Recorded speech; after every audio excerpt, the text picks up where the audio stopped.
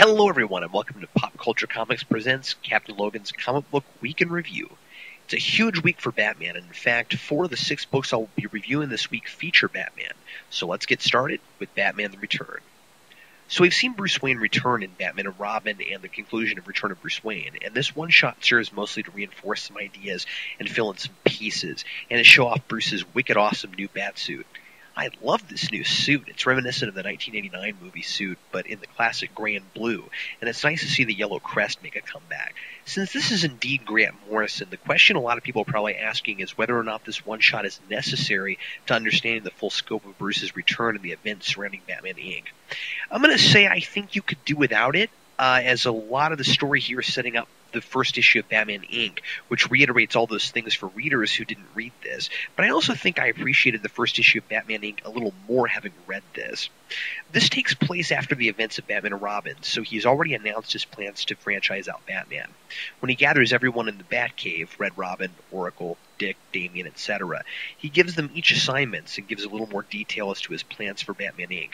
He wants Batman to be all over the world, and he's going to look for new people to wear the mantle so that criminals everywhere will be afraid to be stopped by Batman.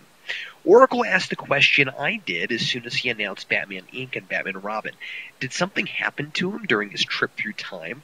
This feels sudden and out of character for Batman, and I had faith that Morrison would call attention to that fact. I'm glad to see I was right and that it happened this early. Batman doesn't tell the others, except for Alfred, that something in fact did happen to him that led to this decision during his trip through time. He saw a future that makes him believe Batman Inc. is somehow necessary. Once again, there are still pieces left unanswered so far, but at least we know that he isn't suddenly doing weird, out-of-character things, or that he's gone insane. I will say I was a little disappointed by the length of this book. I was excited when I picked it up and it was so thick, only to find that the last 13 pages or so are extra material, design and script notes, that sort of thing. They're nice and fun to look at, don't get me wrong, but I would have liked a little more story here. In some ways, I feel like this and Batman Inc. could have easily been rolled into one thicker book. But Bruce does spend a fair amount of time with Damian here, which is good, taking him out on a mission, and Damian's worried Bruce will make him stop being Robin, only to find out later he plans to keep Batman and Robin the way they are, since he's about to go around the world training new Batman. Now, having said all that, David Finch's art here includes some of the best panels I've ever seen in a Batman book, and I'm not just saying that. Literally, I stared at the full 2-page spread of the Batcave for a couple minutes. That's a masterpiece I'd like to frame on my wall. Bruce Wayne finally coming back really deserves this kind of work. In every panel, Batman looks larger than life, almost godlike. If you pick this one up, be sure to read it before reading Batman Inc. #1, since it is setting up that book. And now for Batman Inc. #1. Whether you love or hate the new direction Morrison is taking Batman, one thing is for certain. We're about to get some very new and fresh stories for Bruce Wayne. I think this is going to be a really fun book.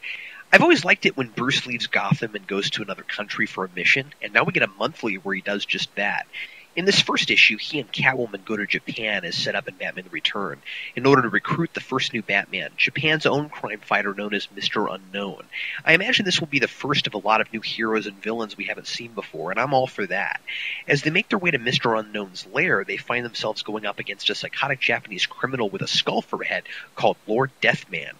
I love the choice to involve Catwoman in this, so that Batman isn't the only familiar character we're following here. Getting out of the familiar setting of Gotham, there is a danger of things getting a little boring if Bruce is the only person we know in the book, so it's nice for him to have someone to talk to here. He and Selina have some fun banter, and it's great to see them working together and on the same side. I find it funny that Batman chooses her specifically because he wants her to steal something shiny. I also like how it's full of cool traditional superhero comic stuff. Thugs in the same motif as their boss, a diamond everyone's after, a villain who speaks in riddles, and it's interesting to watch Batman wander into someone else's territory, almost as if he's walked into Mr. Unknown's book. But of course, I won't tell you exactly what's happened to Mr. Unknown himself. A very promising start, and very different for a Bat book. I can't wait to see where this goes. Now, Brightest Day #14. So Batman is the one the White Ring has chosen to be the White Lantern. Or is he? This is the first issue that is focused exclusively on Deadman, finally, and it's one of the series' strongest issues to date because it's an excellent character piece. Deadman has a hard lesson to learn about life and how to live it. He's been spending so much time trying to get rid of the White Ring that he's forgotten to actually live his life now that he's back from the dead. And I don't want to give anything away, but the way Batman fits into all of this is quite a bit different than I expected. Jeff Johns really subverted my expectations here, and I really enjoyed it. This issue is a nice change of pace for this book. It's got a lot of street-level superhero stuff we really haven't had so far, with so much cosmic stuff going on. There's a neat scene with Batman and Deadman fighting Mr. Freeze and his goons, and the art, while still clearly this book's art team, somehow looks more like a Batman book, with more muted and darker shading and colors. Deadman has a bit of an Ebenezer Scrooge experience, and it's perhaps a bit too familiar, but it does the job, and I found myself appreciating the message, especially after following the character since the first issue and waiting for it to get personal for him. I'd say that unlike most of the issues of the series, this one actually stands on its own quite well, and might be a good pickup even if you aren't following Brightest Day. Superman Batman number 78. My last Batman title for the week, I promise. It takes the age-old question of who would win in a fight between Batman and Superman, and it makes a comic out of it. Really. It isn't a story per se, mostly just a couple of boys, one taking Batman's side and the other taking Superman's, trying to one-up each other to figure out who really would win that fight, but I just loved it. The best part was the juxtaposition between two normal kids having a silly and harmless argument with this wonderfully detailed artwork of Batman and Superman going at it. It's a great representation of childhood imagination. It's epic, it's over the top, it's nonsensical. Sometimes Superman and Batman aren't even wearing the same costumes from panel to panel.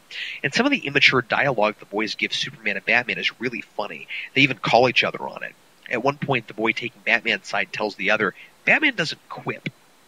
And it's actually a pretty thorough discussion. They start out making rules for all the things that could interfere but aren't fair, like kryptonite, magic, etc. And then they go from there, making a lot of the arguments you've heard geeks and nerds give over the years about how Batman could possibly have a hope against Superman, and whether his brain could ever really win out against Superman's brawn. It's completely indulging in fan service, but in a charming way. Definitely wins the prize for most fun book this week. Superman number 705. As you probably know by now, JMS is leaving Superman and Wonder Woman to focus on his Earth 1 sequel. The iZombie writer Chris Robertson will be taking over Superman and using JMS's story notes for the grounded storyline.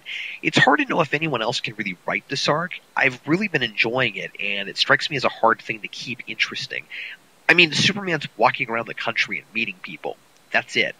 But there's been a great human element to it, showing that Superman cares not just for the Earth or just for America, but the individuals and their own unique problems, which I think was exactly the right move after all the mythos of the New Krypton stuff and War of the Supermen. And this issue is no different. Superman goes to Illinois, and the story focuses mostly on a little boy who's excited to meet Superman because he thinks Superman can solve all of his family's problems for them. What I don't love here is that while it's pretty sad, the boy's family is a little stereotypical for my taste. The boy's father beats him and his mother on a regular basis. We aren't told much about their situation or what exactly made the father snap. At the end, Lois even says he did it for no reason. And I really like Superman's reply. There is no reason. Ever. I agree. But still, while the issue is making a good point, I think it isn't going far enough to make its characters real. The boy, the father, and the mother feel like they're just functional pieces to get a message told, rather than real people whose story we're being told about. And so it's less effective for me than I think it could have been. Like the other stories in this arc so far, though, it makes a profound point, and I like it being told in a Superman book. I won't spoil what Superman says at the end because it's very poignant, and I think you should read it for yourself. I don't want to make it sound like this book has been nothing but preachy since JMS took over. It's still entertaining, and there's finally some overarching plot happening here, starting with a nightmare that Superman has and then wakes up with mysterious cuts and bruises. But it's also been a good dose of common sense and social relevancy, which I really appreciate seeing in a modern comic book. And now Avengers number 7, my only Marvel book for this week. A new story arc starts here, and I'm thrilled because it revolves around one of my favorite things in the Marvel U, the Infinity Gems. So Parker Robbins, the Hood, is slowly getting his hands on the Infinity Gems one by one. He doesn't come into contact with the Avengers themselves yet this issue, who are mostly preoccupied with Wonder Man, who still wants them to shut down the Avengers because he doesn't want any other Avengers to get killed. Iron Man and Thor have a discussion about this, and I like where they come down on it. When a superhero dies, he dies for a reason, fighting evil and protecting people. And while casualties happen, the lives that are saved are ultimately worth the few that are lost, sad as that loss may be. The Red Hulk also shows up, and inadvertently ends up being the one to alert the Avengers to the fact that the Infinity Gems are back. Mostly set up this issue, but set up for a story that promises to be lots of fun. I don't know if it can top the last arc, which was just epic and totally out of control, but if you haven't been on board with the series so far, now is definitely a good time to jump on. Other books coming out this week. From Dark Horse, there's Hellboy Double Feature of Evil. That's a Hellboy one-shot. From DC, there's Batman number 704. Tony Daniel returns to the book in a story where Dick Grayson has to track down a missing technology developer working on DNA tracking technology. Flash number 6, the conclusion of the dastardly death of the Rogues. Find out how Captain Boomerang fits into everything. From Marvel, there's Osborn number 1 of a 4-issue mini. Norman Osborn is in the world's most top-secret maximum security prison. How long can it hold him? And finally, Chaos War Chaos King. That's a one-shot. Witness the gods of Silver Surfer's home planet Zen-La as they fight against the Chaos King before he inevitably arrives on Earth. And that's before the events of Chaos War. And those are my news and reviews for the week. I'm Captain Logan, wishing you pleasant reading and creative thinking.